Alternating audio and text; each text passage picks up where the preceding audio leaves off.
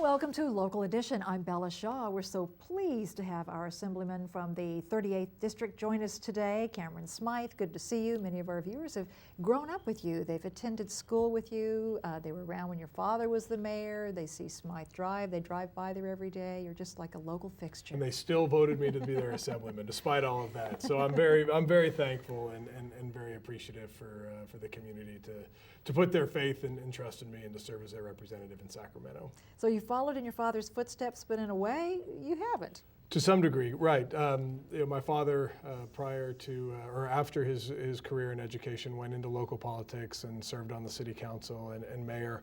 And so I chose to follow that path at a little different time in my life, but still decided to get into public service. And we do joke that finally I was able to kind of move beyond and get to the legislature back in November. Well, you mentioned education, and I note that you have introduced some legislation. I believe it's AB 146, and it deals with LA Unified. Tell us about that. Right. LA Unified composes a major portion of my district, and unfortunately the students in that district are just not getting the same opportunities that other kids throughout the state of California are receiving. And I believe that's simply because LA Unified is just too big. For example, the superintendent could not host an all-staff meeting in Dodger Stadium because it would be too small. And in an organization that big, the kids just aren't getting the fair shake, despite the efforts of the teachers and the administrators and everyone wanting to do the right thing. I just believe it's too big. So I've introduced legislation that would break LA Unified up into smaller, more manageable districts, which give parents and families a much greater say on the education of their kids. Yeah, because the population has certainly increased since they made those boundaries for LA Unified. And it's become much more diversified. The needs Yes. of kids in the valley are going to be different than the needs of the kids on the west side, kids versus South Central Los Angeles. The needs are different. Sure. Someone said there's like 100 different languages that some of these kids speak. Oh, I'm sure that's the case.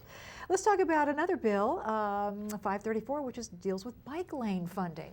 Right. This year, I've introduced a bill to increase funding for the state bike lane account. Biking to work is becoming a new phenomenon, and we really have an epidemic of obesity and health risks. And the more we can do to provide folks with an alternative and another form of exercise, we should do that. And when here in Southern California, we have so many beautiful days of sunshine, we should have more funding for bike lanes because it's safer for the bicyclists and it provides a more recreational activity, and it makes it safer for kids. A lot of kids will ride their bikes to school, and to have dedicated bike lanes gives them that extra layer of protection. That bill just passed out of the Assembly Transportation Committee, and it's going to go to Appropriations next, and we're working with the members of that committee to convince them that this is a very good expenditure for the state of California's budget. So you're not talking about bike lanes just for recreation, in other words? Right. No, it's bike lanes as a part of the road system, and so people can utilize those whether they're biking to work or biking to school or just for general exercise.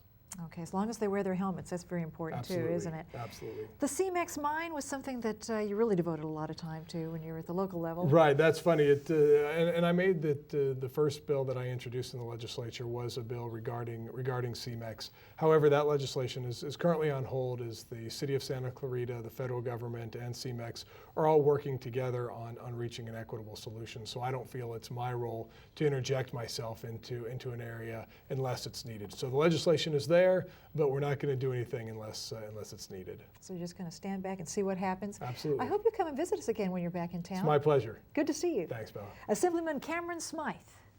It's good to see you as well here on Local Edition, and we hope to see you next time.